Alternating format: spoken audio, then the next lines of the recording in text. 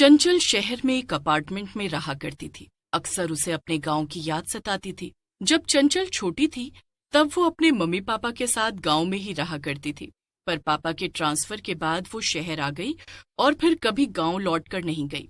एक दिन कॉलेज के बाद जब चंचल घर आकर अपने बिस्तर पर लेटती है तो सोचने लगती है, कितना वक्त हो गया है ना गांव छोड़े हुए। तब मैं कितनी छोटी सी थी, कितना मजा आता था वहां, कितनी सारी खट्टी मीठी यादें हैं गांव की। पर अब क्या, अब तो जिंदगी में बस यही शहर का शोर रह गया है। चंचल खुद से बातें कर ही रही थी कि तभी उसे एक आवाज सुनाई देती है, कबाड़ी वाले, कबाड़ी वाले। अरे ये ऐसे कबाड़ी वाले की आवाज तो हमारे गांव वाले कबाड़ी भैया के जैसी लग रही है। पर यहाँ शहर में कौन सा कबाड़ी वाला आ गया? यहाँ पर तो सभी लोग ट्रक से कचरा फेंकवाते हैं। कबाड़ी वाले की आवाज और तेजी से आने लगती है, जिसे सुनकर चंचल अपनी खिड़की से नीचे देखती है, पर नीचे कोई भी नहीं था। सिर्फ कबाड़ी वाले की आवाज जोर जोर से सुनाई दे रही थी। ये क्या हो रहा है? कोई दिख तो नहीं रहा बाहर। फिर ये आवाज कहाँ से आ रही है? बाहर जाकर ही देखती हूँ, अभी पता चल जाएगा कि आखिर क्या मामला है। चंचल घर से निकलकर बाहर सड़क पर उस कबाड़ी वाले को ढूंढने लगती है।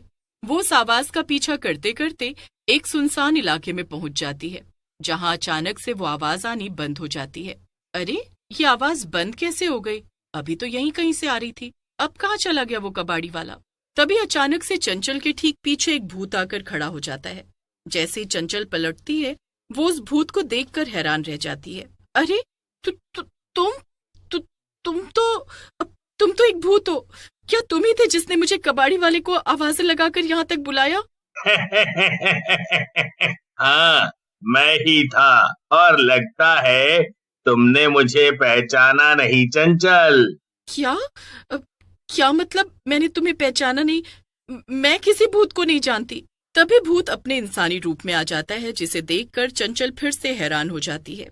अरे आप तो वही कबाड़ी वाले अंकल हैं ना, जो मेरे गांव में रहते थे, हमारे साथ में खेला करते थे और अक्सर मैं घर से काम का भी सामान चुपके से निकाल कर आपको दे देती थी। ओहो, कितनी अच्छी यादें हैं गांव की। पर आप ये भूत कैसे बन गए अंकल? भूत वापस इंसान से भूत के रूप में आ जाता है और चंचल से कहता है, चंचल, एक तुम ही थी पूरे गांव में जो मुझे अपना मानती थी। बाकी तो पूरा गांव ही मुझे गरीब और मनहूस कहता था। कोई भी मुझसे बात नहीं करता था। तुम्हारे जाने के बाद भी ऐसा ही हुआ। क्या ऐसा क्या हुआ मेरे जाने के बाद जो आप यूं भूत में बदल गए? मुझे सब कुछ बताइए ना। तुम्हारे जाने के कुछ साल बाद लोगों के मन में मेरे लिए नफरत और बढ़ गई।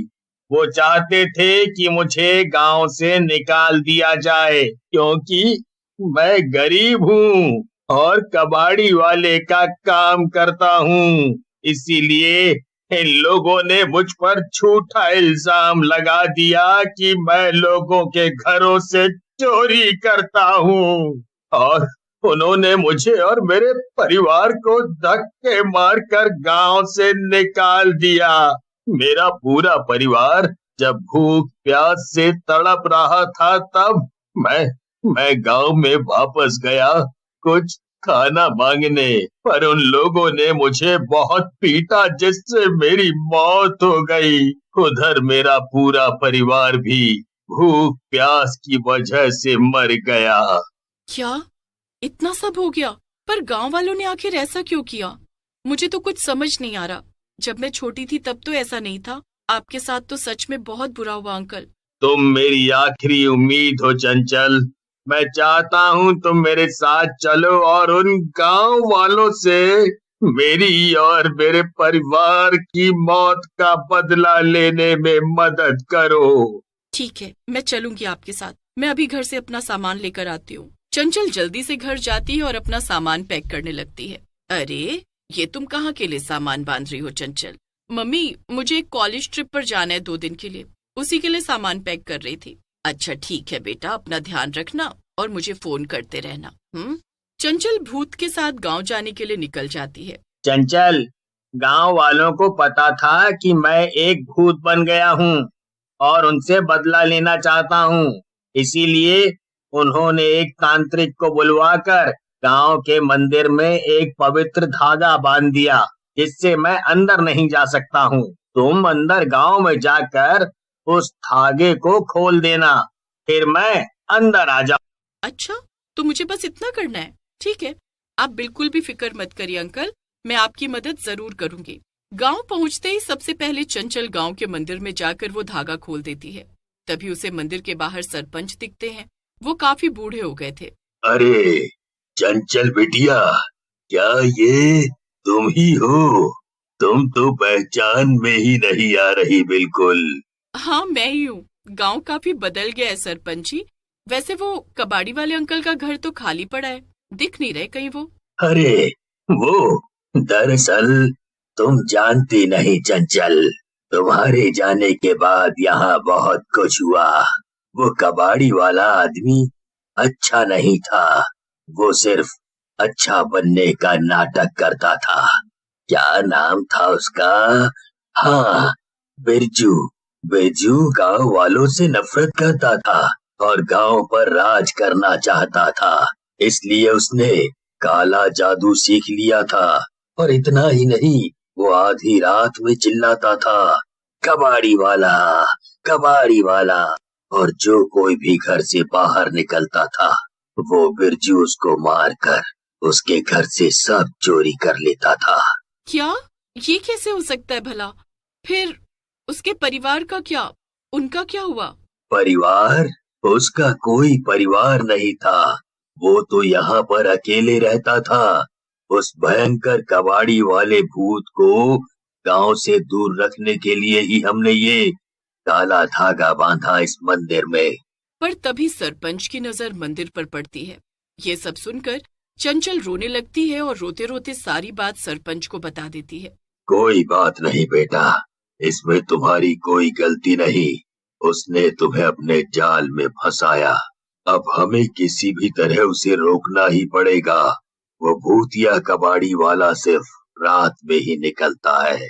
ठीक है सरपंच जी, मैंने ये गलती की है, इसलिए इसे सुधारने में मैं आप सबकी मदद करूंगी। चंचल और सरपंच जी मिलकर कोई तरीका सोचने लगते हैं। तभी चंचल को एक आइडिया आता है। वो सरपंच जी के कान में सारा आइडिया बता देती है।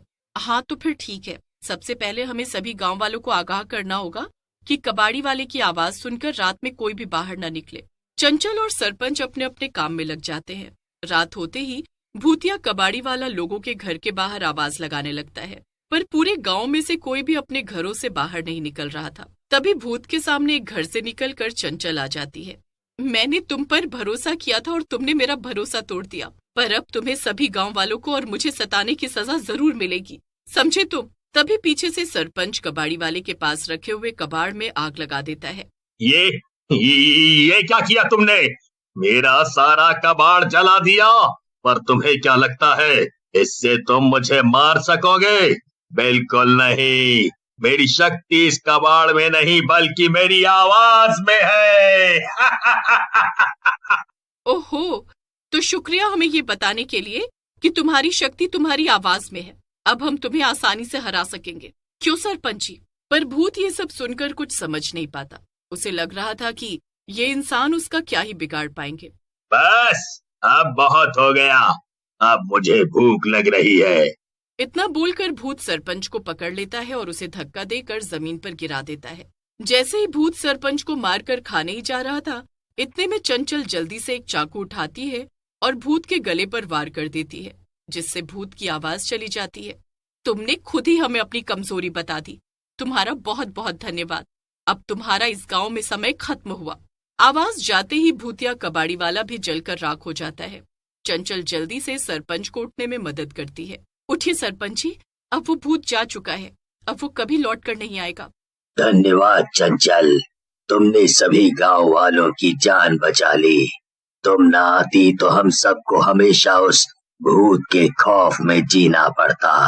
हमने उसे गांव से तो भगा दिया था, लेकिन हम सब उसके खौफ में ही जी रहे थे। ये तो मेरा फर्ज था सरपंच जी। मुझे नहीं पता था कि मुझे इस तरह से गांव वापस आने को मिलेगा। पर कोई नहीं, मैं जल्द ही वापस आऊंगी, फिर हम लोग खूब मजे करेंगे। हाँ बिल्कुल चंचल, फिर हम सब तुम्हारा